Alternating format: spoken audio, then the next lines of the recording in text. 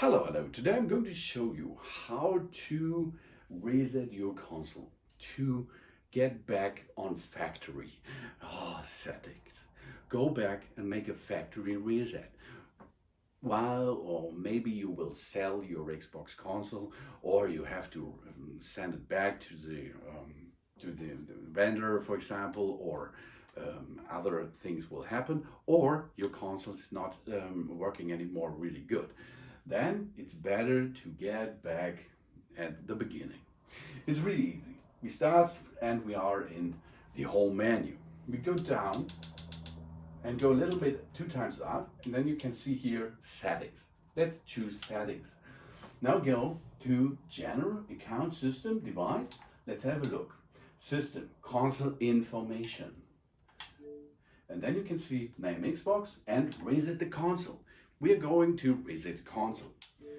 Yeah, reset your console. If you reset, your console will restart and erase all accounts, save games, settings and home, box, or Xbox associations. We can choose whether to keep or erase our installation games.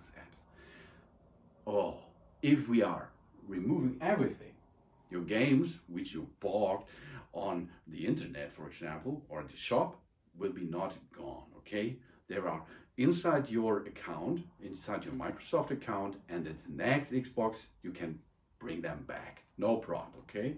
But if you have problems with your Xbox, you will choose reset and keep my games and apps. This is only a refresh thing.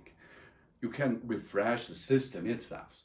But if you are going to sell this console, you have to reset and remove everything, because the new owner will not have your games, or maybe he likes to have your games, but he should not have your games, isn't it? So let's go to reset and remove everything. Okay. And then that it is. Now the console is going to clear a nice factory reset.